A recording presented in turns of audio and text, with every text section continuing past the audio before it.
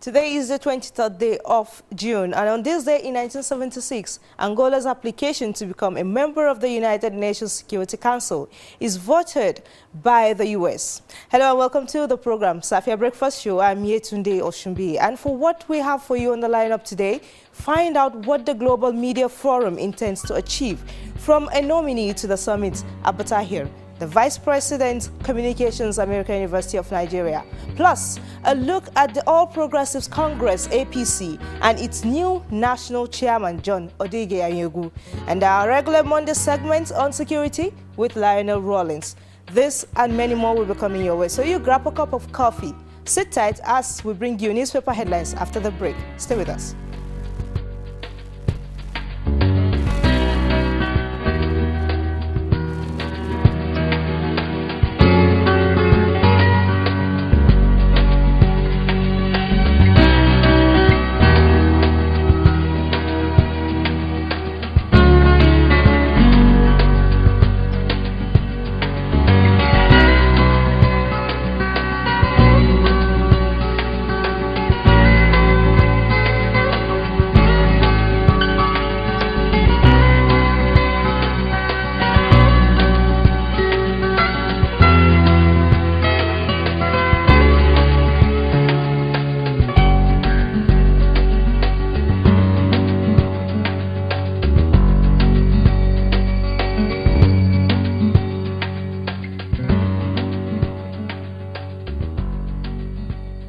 Welcome back. I'm now being joined by Lionel Rawlins, who is the security coordinator of the American University of Nigeria.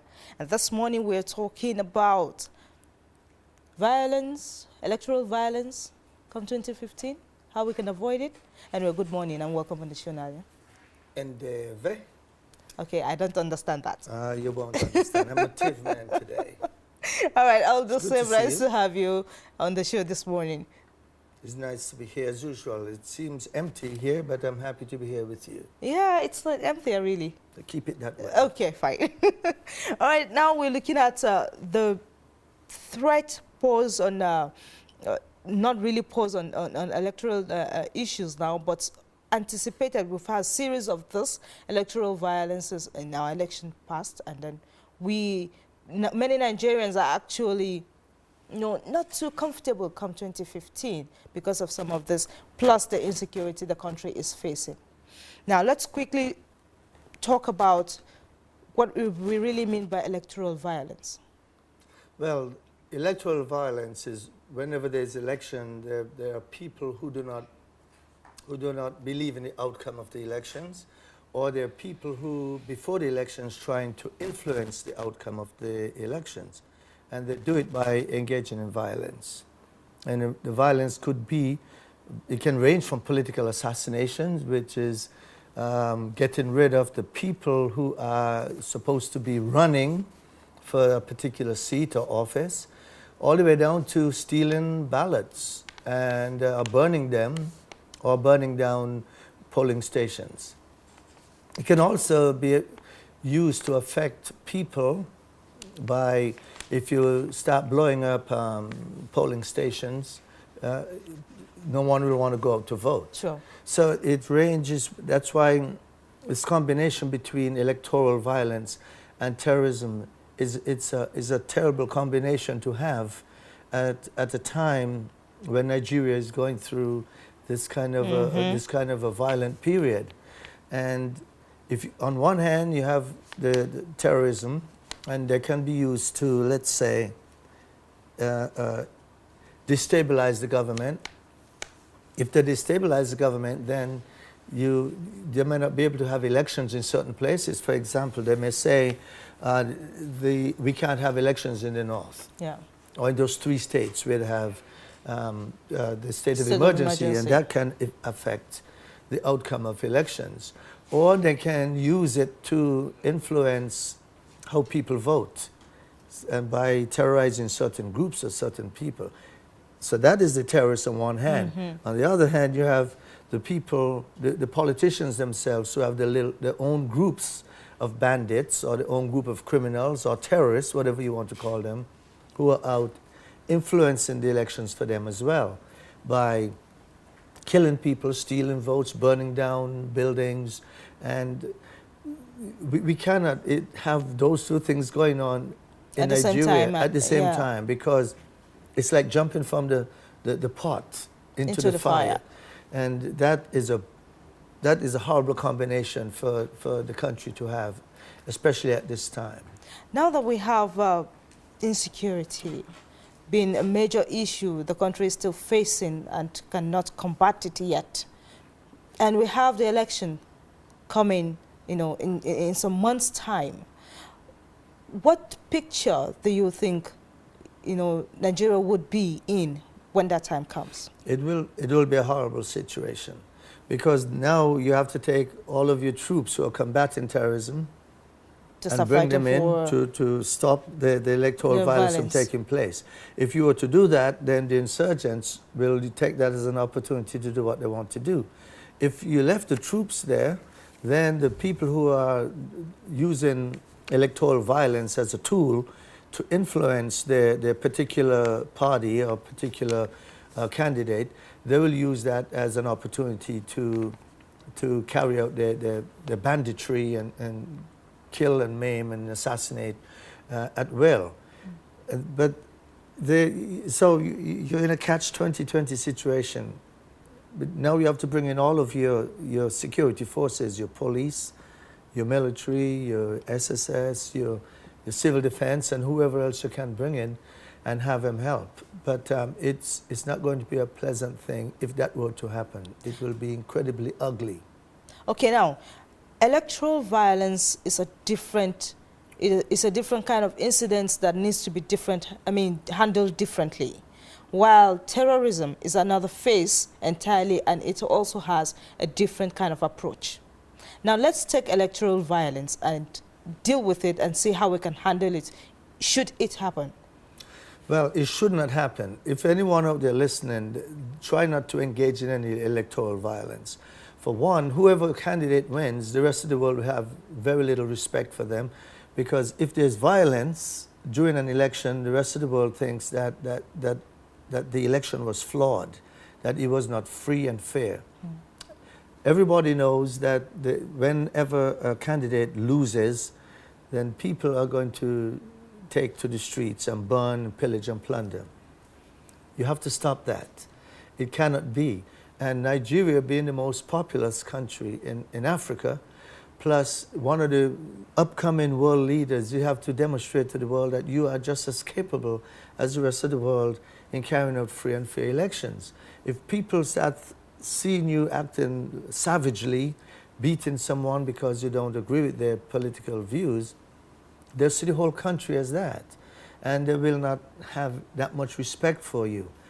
There are ways to do that, to work with that, and you've got to work with the youths first, because the youths are who have been used to carry out these violent acts. They don't go to the elderly, because the elderly can't afford to fight. They don't have the will, nor the desire, nor the ability.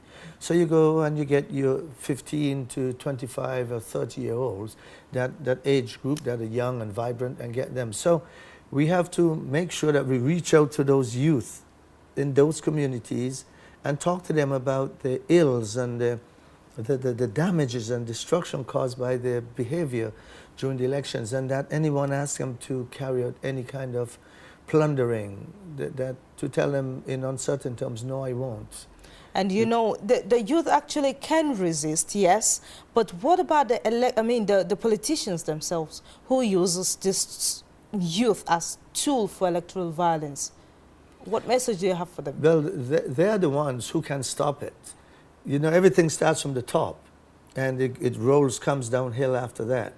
If the people at the top wants to really, truly stop the violence, they can stop it.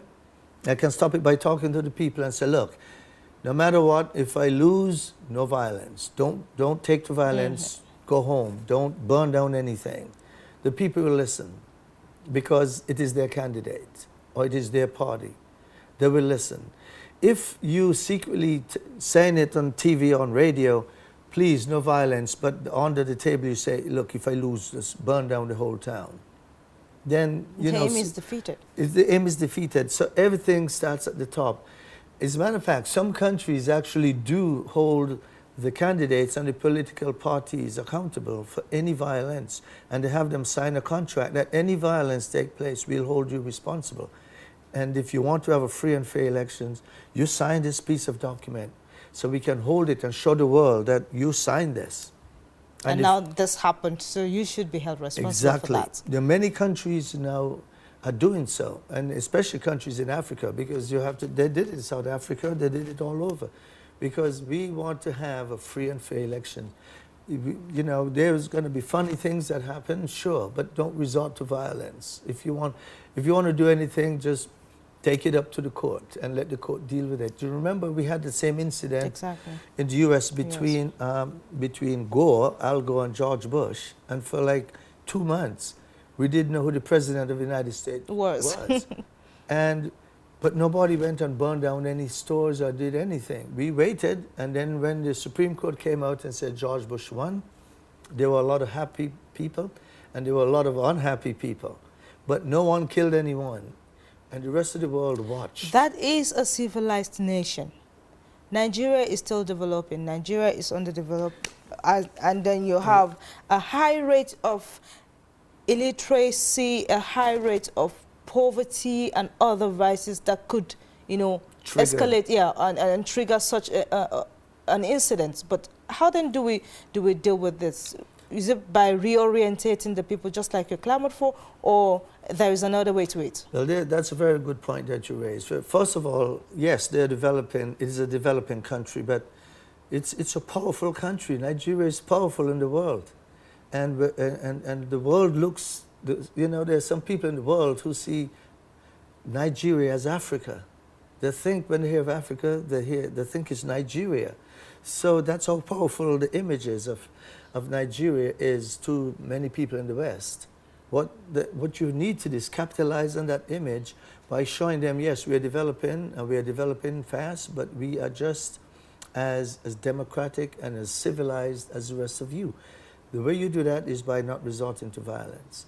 The very good point that you raised concern illiteracy and poverty. This is what happened with the politicians. They go to the people who cannot read and write, because if you can't read and write, you cannot reason. There's no critical thinking, analytical thinking. You tell them go and burn a house down, they can't read and they can't think, so they burn it down. An intelligent man would think, why would I burn that house down? Who is in that house? What do I get for burning down that house? What does it get me? Would I get in trouble? They ask these kind of questions, these kind of critical thinking, analytical questions. A dunce cannot do that because he can't reason. So he burns it down, and he kills 100 people who were sleeping while they were burning down the building. The poverty part of it is also crucial, because if you are not getting people an economical livelihood, the means to live, and somebody is going to pay them 20,000 naira to beat up someone or burn down a building, they will gladly do it. And they will not ask any questions, because 20,000 naira is better than no naira at all. It's the same thing how the insurgency groups are recruiting all these people. There's no work, so they join the insurgency groups and they do their thing for 5, 10, 15,000 naira. And they're happy. They don't care. They have no affiliation, no ideology. They just give me the money and I will do the work for you. And that's, so on one hand, the insurgencies are doing it. The other hand, the politicians are doing it. And the people get caught in the middle and fall in one way to the bids of the politicians or the insurgents. So you have to stop it from happening. You also said something about reorientation. I believe that if youth leaders and the community leaders and the civic-minded people would start now and go out on a regular basis, maybe on a weekly basis, and target the groups that are known not just known and prone to violence, and talk to them. Start talking to them now. You know, we can't do this. You can't do that. Don't do this. Please don't do that. Whatever you want, we'll give you, but please don't do it. Don't resort. Stop, stop, stop. Don't. If you do this and start doing it now, it will resonate in the heads, and you will at least cut down half the violence. But if you can't wait until a week before the elections to do it, you have to start right now. All right. Another issue is the rate of unemployed youth in Nigeria. We talked about illiteracy, which you cannot take away. Illiteracy and unemployment, it has to go hand in hand, because if you're educated, to some extent, you'll be able to think critically and get something doing, even if it is an entrepreneurial kind of, skill that you can acquire to get something doing. But unemployment have also been an issue that the country is yet to handle. This is also related to the issue of insecurity. It's also related to the issue of, insurgency and then electoral violence. Right. Definitely. Anywhere in the world where there's high levels of unemployment, you have problems. You have problems of crime, and if you don't have problems of crime, it's with terrorism. Look at Congo and see what's happening there. There's no employment, nothing going on. Look at Somalia. It's spilled into Kenya. Look in the Central African Republic. Look at Mali. Look at all the countries in the world that are broke, penniless, and the people, and there's the uneven distribution of wealth. You have 10% of wealthy, 90% poverty. That's a recipe for disaster. Yeah. We have to reduce that by bringing up the ones. Let the 10% with the wealth, let them keep it, but they have to find ways to employ or to let some of that wealth trickle down to the people. Those people at the bottom, that 90%, you have to raise their living standards. Because if people are working, even if they're not making much, they're making enough to feed and support their family, they're okay with it. But if they don't have anything at all, whoever is going to pay them the highest money, they will be going to that person. They will fall for it. And they'll kill for it. And that's how you get people to kill for 500 naira or 5,000 naira, because it's better than nothing at all. And the person doesn't mind killing someone or destroying someone because he doesn't know them. You can get some person here and say, go down to the street, this address, and kill such and such. You say, okay, just give me my money, I'll do it. And he'll do it. If he doesn't know that man, it doesn't mean anything to him. But if he knew him, it might have some effect on him. But he doesn't know him. So this is how it happens. Because for him, that's a job. And then now he turns out to be now a regular assassin. So he does his first kill. He gets 5,000. He realized how easy it was. Now he has his own employment agency, which at least that earns him money. People. Yes. So now the next skill will be 20,000, and the next skill will be 40 and 60 and 80. So now he's a professional killer, and everybody knows who he is, and you want to get rid of some. This is exactly how it starts. It's happening here. It's happening all over the world. Get these people back to work. Get them jobs, and you will see your level of crime will go down. Your level of poverty will go down. Your illiteracy rate will go up because now people can afford to send their children to school. But above all, they will not join insurgency groups because they are now being paid something. All right. Now, with all this analysis you've given of the situation that could, lead to some of these vices, that means the timing for the election is actually fragile. It is very fragile because, the people are worried. People talk to me all the time, and people ask me, what do you think is going to happen? What do you think we should do? Should I go away? Should I move? Should I do this? Should I close? But you're going to give us the answers you gave to those people who ask you what should be done. But we need to go on a break now. And when we return, we'll continue with this discussion, right? Absolutely. Thank you. All right, we'll be right back after now.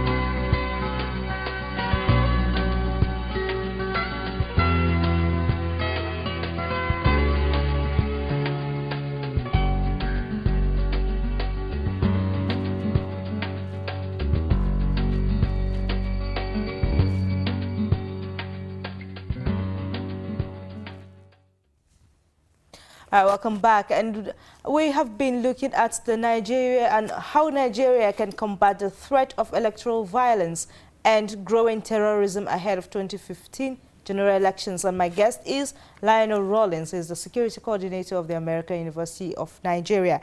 And before the break, we were talking about, the timing being fragile and people asking you what they need to do if we should have situations like that, talking about electoral violence.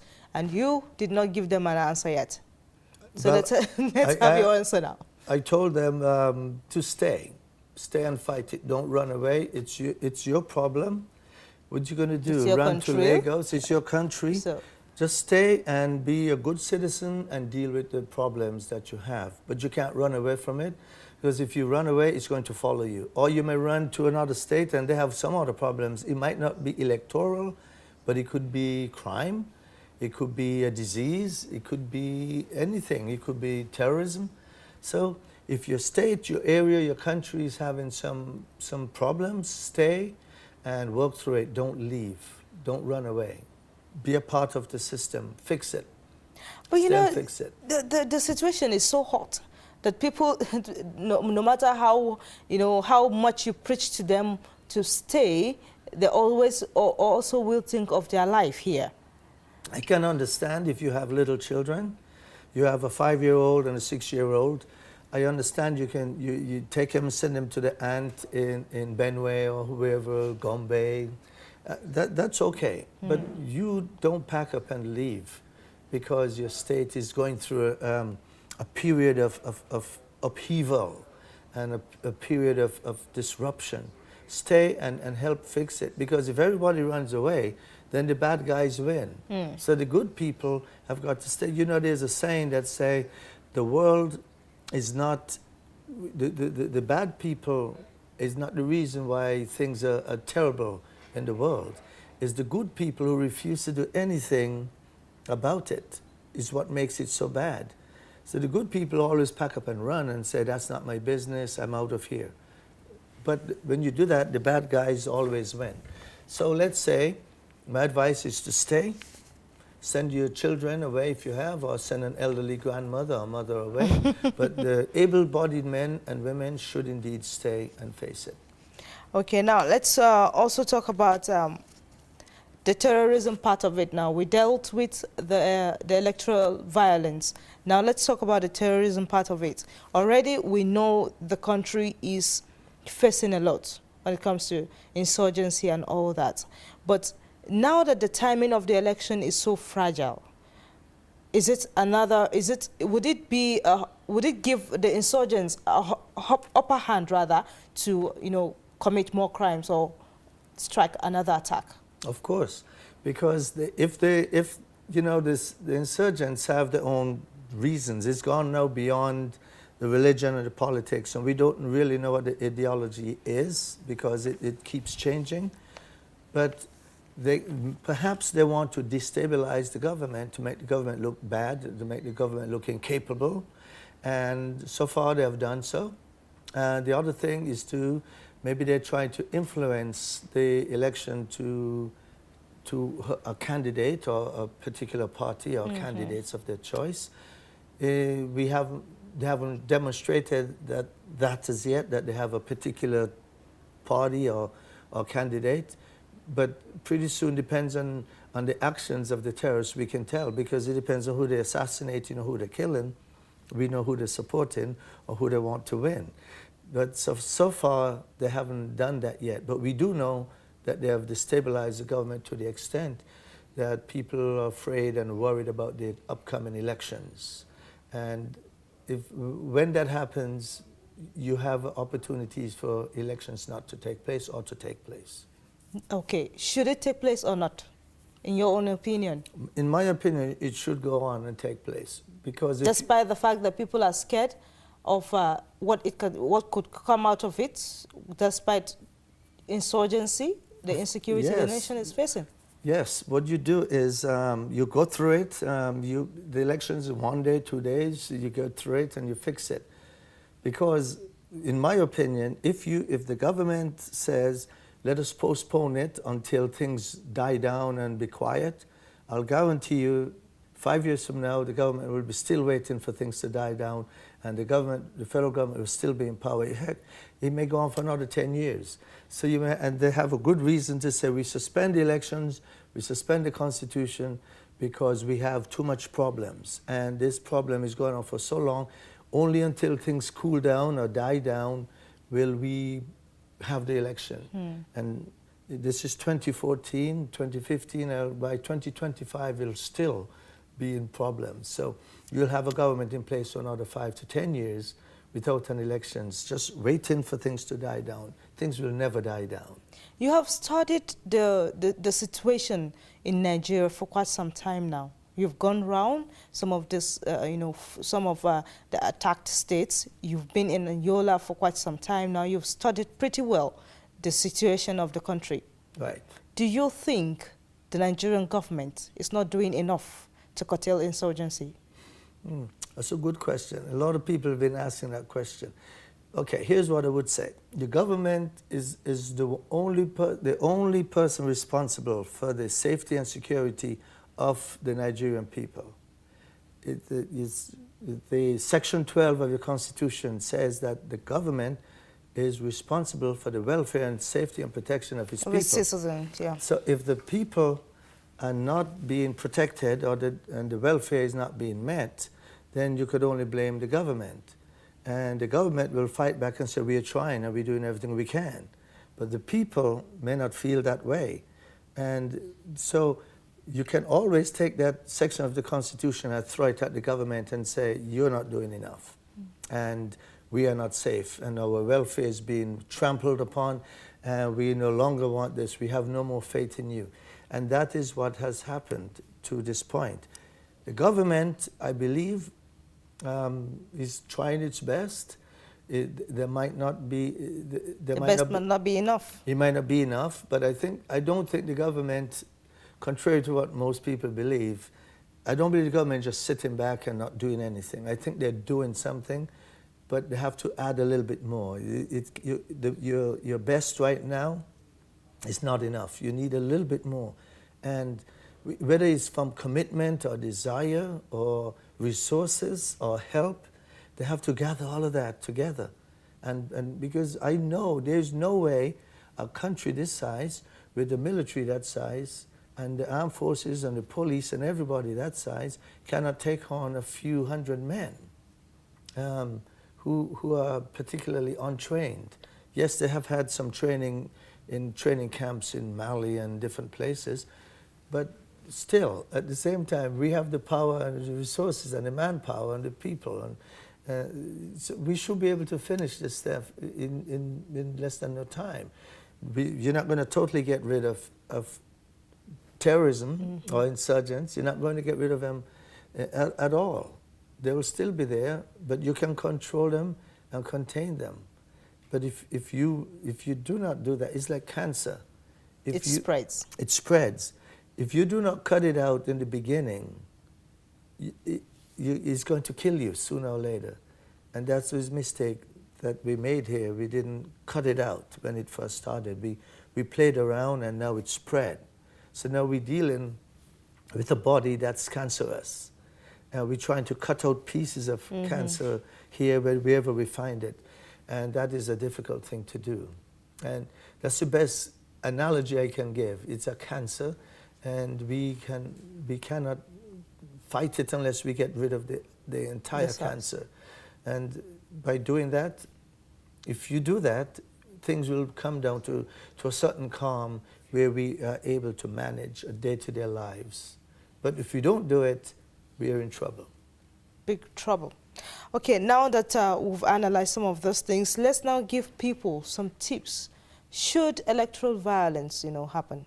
What can individual do? It should not happen. It shouldn't, okay, fine. It shouldn't happen, but... It shouldn't happen, and if anyone out there has been... Again, it's always the youth, so people have to target the youth. And if you go to the youth and you tell the youth, don't get engaged in this, we will give you what you want. If they give you a loaf of bread to burn down a house, I'll give you 2 loaves of bread. If they give you a bag of rice, I'll give you 2 bags of rice. But don't do it, because the outside world is watching, and whoever wins the election, if it was if it was overcome by violence, the rest of the world will not respect that government. They will not. They will conduct business with the government because it's international trade and development and business. So they will conduct business with Nigeria. But in terms of respect, they will not respect the government. And behind closed doors, they will say some terrible things about the leaders. So we must remember that, yes, they will still continue to trade and people can still visit back and forth, but deep down, they will not respect the government because they will think that that government won the election through violence. And by winning it through violence, it means it was not free and fair and they're not a legitimate government. And so should be possibly dealt with. But now that the youth are the center, character when it comes to all of this, reorientating them is one, educating them not to engage in violence and other things is another. But we have to deal with, the issue of unemployment, the issue of poverty, illiteracy, and all that. But as an individual who may not, be engaged in some of these vices, what can that person do when, we have a crisis, violence like that of electoral violence? If that person is not engaged in those sort of behavior and attitude, that person can be a great help by joining some kind of civic organization that can go out and spread the word. And if they're at the same age group as the youth, if they're to our youth, considered a youthful person, and is not engaged in that kind of behavior, they too can go out and start talking to the friends. Look, we both are the same, but I'm not engaging in this kind of behavior. I'm not burning down houses. I'm not beating up people. I'm not stealing the ballot boxes. Let's not do that. Look at me. I'm not doing it. You shouldn't do it either. And that kind of peer pressure, it can work on youth. It can work on people. And if it has been done in other countries, I know it can be done here. This is what they do in other countries. Months before the elections, they send out these people and they take youth groups and youth ministers and imams and schools and all the civic organizations and take them out to the people and say, please don't engage in this. These are the reasons why not. Don't steal ballot boxes. Oh, by the way, we still have to bring, the government must train people in how to conduct free and fair elections. So you may have, the government has to bring in people, external monitors, international monitors, who will come and see that things are being done fairly as well. And not only that, they have to take a massive amount of these youth and train them. And train them. Because if they're part of the process and they're part of the whole electoral system, then they too will not engage in violence because they're part of it. Have them to be people watching the polls, people protecting the voters. Otherwise, you don't want people getting killed going and coming from the polls. But most importantly, protect the ballots. Where do the ballots go after people have voted? Where are they going? And how are they getting there? Are they going in somebody's personal car? Are they going to go in a keki-peki somewhere? Are they going to be taken legitimately and have international observers looking at it moving from point A to point B and dumped out on a table and counted by the people there? These are things that need to be examined. And if they can show that this did in fact happen, and these international observers can tell the world, yes, it was done freely, without fear, favor, or affection, because we monitored, and we know that this is a free and fair election. Then you have reasons for the rest of the world to say, well, at least we have people from Sweden, London, Spain, France, United States who were there monitoring, and they came back with the same story. But if you don't have those people there in place, you have a problem. And the issue of corruption is another thing that needs to be dealt with. That is so true. I don't know how we forgot to talk about that, because that is one of the big ones, apart from the poverty and the illiteracy and the lack of jobs. Corruption at such high levels is one of the biggest things that's eating the fabric of the country. And I touched base a little on it when I spoke about the 10% with the money and the 90% without. And the flow of oil revenues, it's only going into the hands of a few. The very own people who owns the oil, which is the Nigerian people, are not benefiting from it. And that is what, if you speak to any Nigerian on the street, the first thing they tell you about is always the corruption. And I don't want to say that corruption is only in Nigeria. It's in the United States too. We have a lot of corrupt individuals in the United States. The difference is when we catch them, we expose them now, we put them on TV, we put their family pictures on TV, we put the homes and all the wealth that they stole, it goes on TV, and you'll be so embarrassed for the rest of your life, you'll kill yourself. In Nigeria, because some people, they tend to celebrate, those corrupt leaders. Exactly. Here, if you get corrupt, you get caught, you get away with it. And until you start embarrassing people and putting their pictures on TV and talking about them, it will happen. But one of the biggest fear of most people, of human beings, is the fear of embarrassment. It's not so much, well, the biggest fear is the fear of public speaking. Most people they will fall down. The second one is the fear of embarrassment.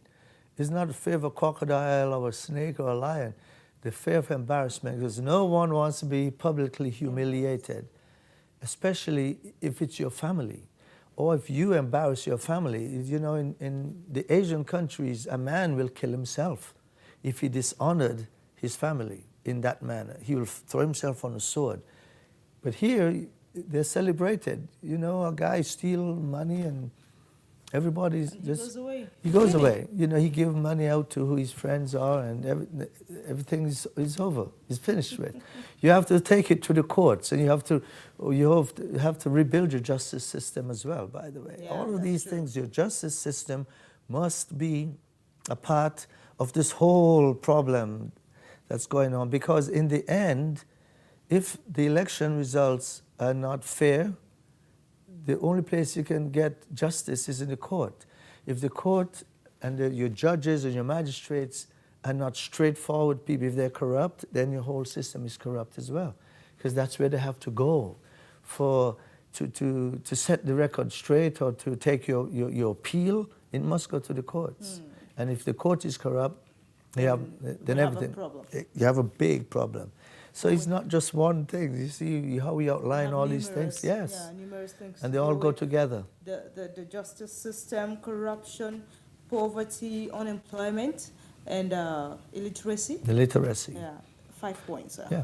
We could still throw another one in there if you want. Okay, we'll talk about some of these things maybe. Think about healthcare and then healthcare for the poor. Now we'll talk about that next week. We shall.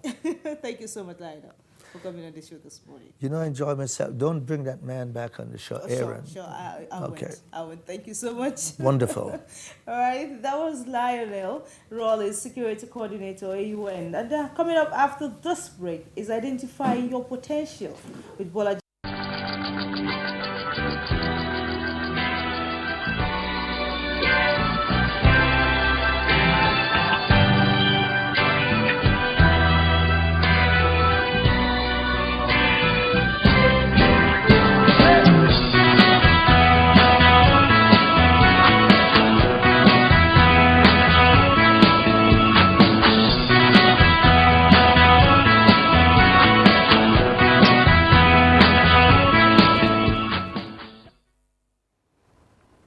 Today is the 23rd day of June, and on this day in 1976, Angola's application to become a member of the United Nations Security Council is voted by the U.S. Hello and welcome to the program, Safiya Breakfast Show. I'm Yetunde Oshumbi, and for what we have for you on the lineup today, find out what the Global Media Forum intends to achieve from a nominee to the summit, Abatahir, the Vice President, Communications, American University of Nigeria.